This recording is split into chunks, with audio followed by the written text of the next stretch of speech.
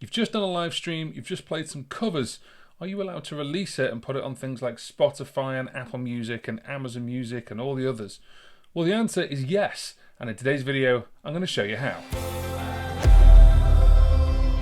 Hey folks, welcome to the channel, it's JP here. If you've never been here before and you want to learn all about music tech and looping, then start now by clicking the subscribe button, hit that bell, and you won't miss anything. So you've just done some live streaming, or maybe you've made a video and you've done a cover. Your friends, your family, your fans love it and they want it on their streaming services so they can listen to it on the go. Maybe you've had that perfect moment during a live stream where you've done the cover, you feel really good about it, and you want to share it out to the world. Well, today I'm going to show you how we can release that cover. A couple of weeks back I did a cover of Everlong by the Foo Fighters on this keyboard, and if you haven't seen it, I'll put a card up right now so you can go and watch it. But what I want to do is I want to release that as a cover and send that out to things like Spotify and Apple Music and all the other streaming sites. Let's get the myth right out of the way. Yes, it's perfectly fine to release a cover. As long as you claim that it is a cover and you marry up which cover it is, then a distribution company like DistroKid can send the money to the right places and you don't get in trouble. So what we're going to do is we're going to dive into the back end of DistroKid. I'm going to log into my account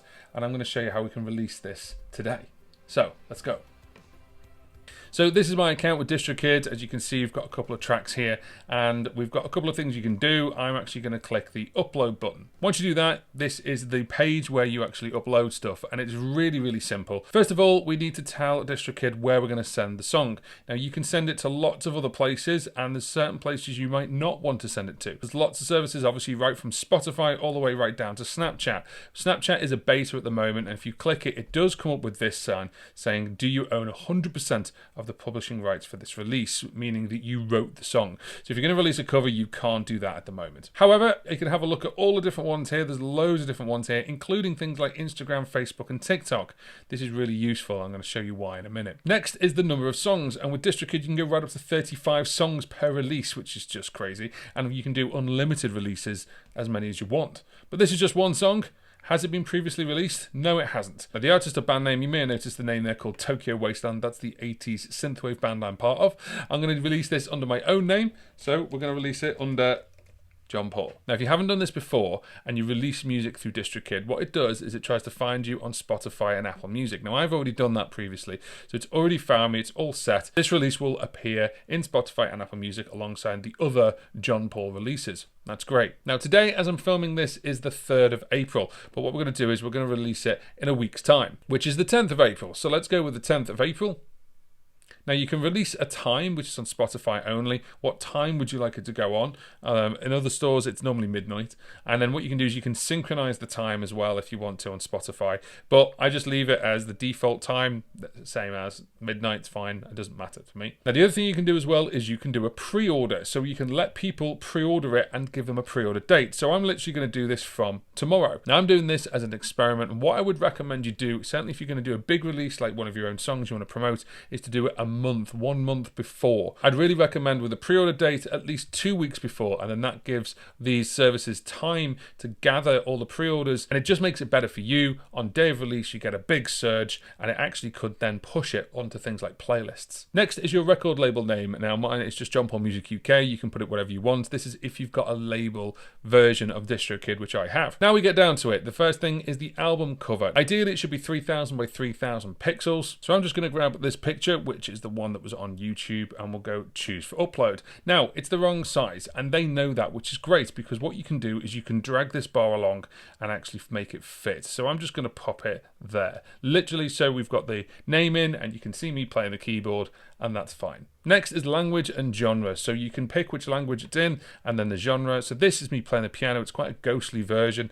So what I'm going to do is I'm going to put this as alternative.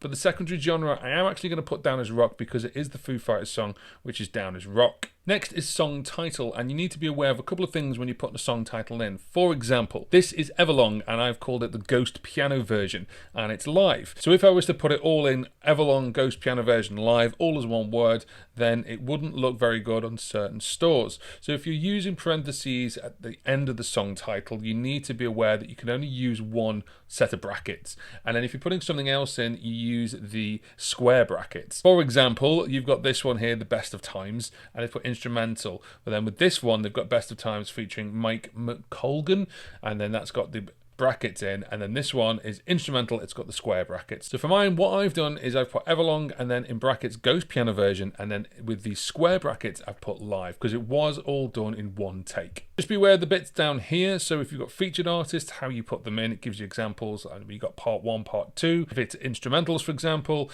if you're doing cover songs, do not put the original artist name in the song title. They cover that further down. Also, don't put things like the year, the date, like 2021, or in your song title, and then you don't need to put producers or credit notes in the song title either. Next is the file itself. Now, if you've been live streaming and recording those live streams, try and record them in the highest quality you can, and in WAV or in FLAC, or even if it's MP3, make sure it's the highest bitrate you can get away with, because when you're going to push this out to stores, they have these high bit rates as well, so you want it to sound good on those services. So let's go and grab the file.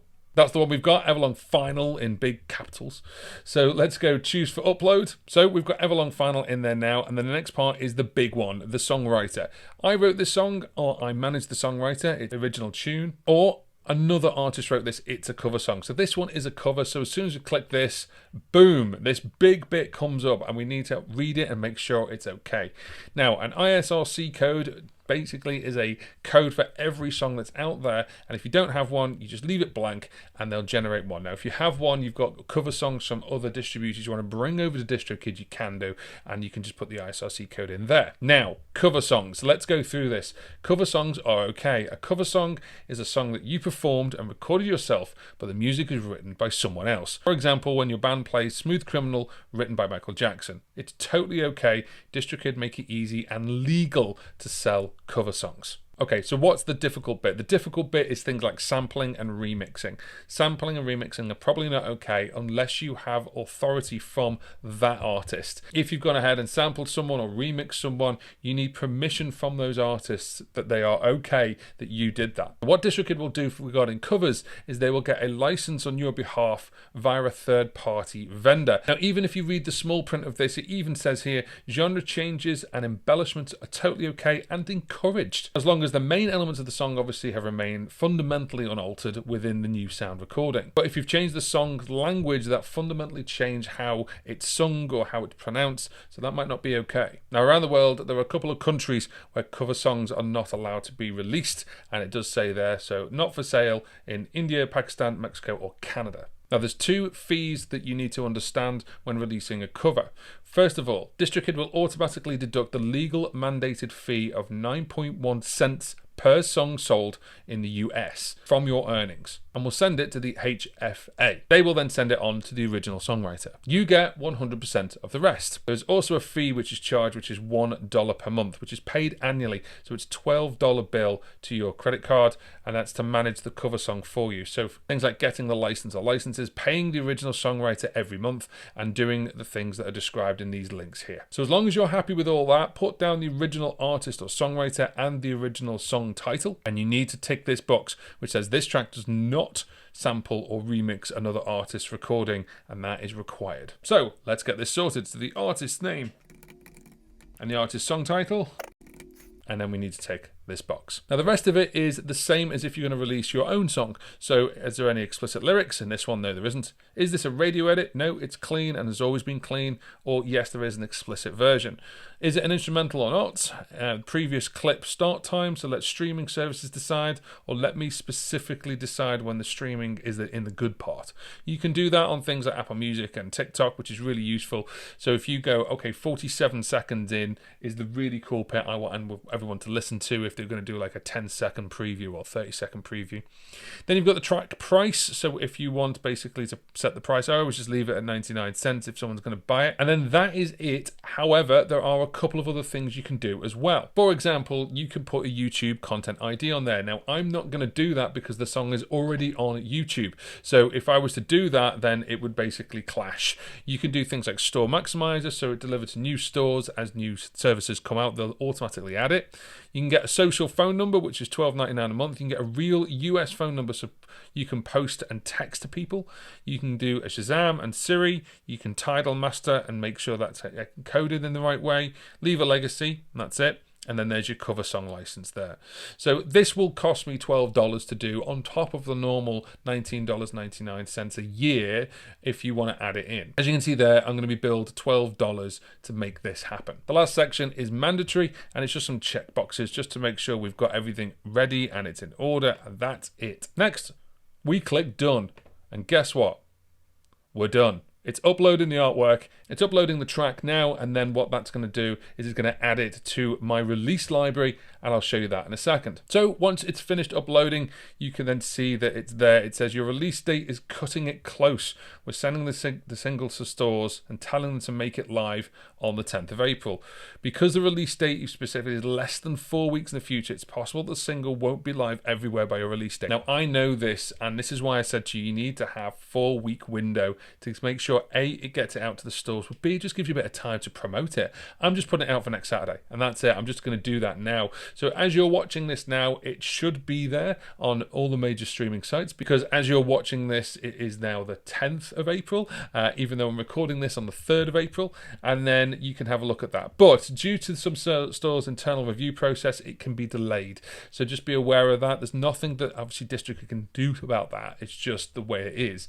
For future reference, it's important if you want to basically go live on all the stores at the same time, you should have a release date of 4 weeks in the future. Now, a couple of things that DistroKid automatically do for you is they make a pre-save page straight away. So the pre-save page is there already, and what we can do is we can go ahead and have a look at that. Now straight away, it's just really basic, and you can see the background's all blurry, and there it is there. But what we can do is we can customize that if you want to. You can edit this page, and we can edit how it looks. You could do a YouTube embed, and that's exactly what I'm going to do. I'm going to grab the YouTube video that I released and embed it into this one. So if people want to have a listen to it before they want to add it to their Spotify playlist, they can do. There's a couple of other things you can do. So you can see there, it's already embedded it in, so it knows that that's the video. We can do Spotify pre-save. We can do audio previews if you want to. We do a holiday cheer, which activates on December and auto deactivates. So it does a holiday thing if you want to. Then you've got an ad or analytic pixel. You can add that in. You've got music links where people can hear this music. So you can add a link in. You can choose a service. If it's already available on Bandcamp or anything like that, you can do that. And then the other thing you can do is you can add your social media sites. So for example, I am going to add my YouTube channel straight on there so people can go and look at it as well. Now, what I would really recommend to do if you want to promote this, you can use this one link. So let's just save those changes. So right now you can see there's the song. It's already embedded, and then you can go and listen to it. Available on the 10th of April. You could do a 30-second version on YouTube and go, it's out, or you could do a promotional video on YouTube and then do it for your own song or the cover version that you want. But this page is really, really useful because I could just put that onto things like Facebook, or I could then send it on an email. Really, really useful for promotion. So now let's go back to My Music. So now we're back on My Music, and you can see there this has got a yellow dot on it because it's not there yet, but it will be available, and they're being sent out to all these places, including places like Twitch. Now straight away, what I can do from here is I can go into Goodies and I can start using Promote Yourself. What I really like is the promo cards. So if we go into promo cards, we can choose a release, and there it is, Everlong, straight away, generate the promo cards. What it does is it generates these straight away. So for example, that was pretty cool. I quite like that. What have we got? We've got a graffiti one there.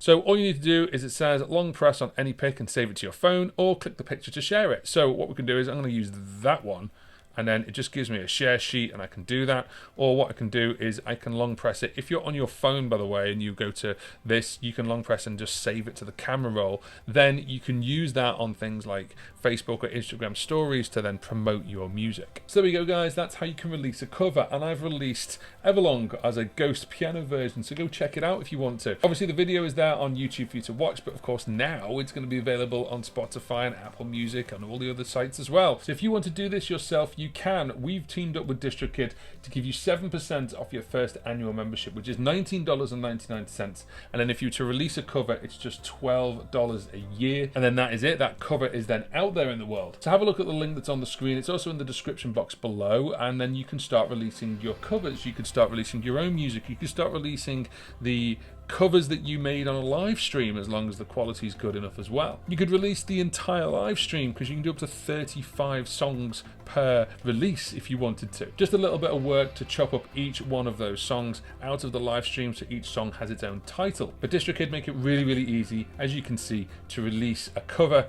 as well as your own music. I hope you found some value out of this video. Thank you very much for watching, and we'll see you on the next one.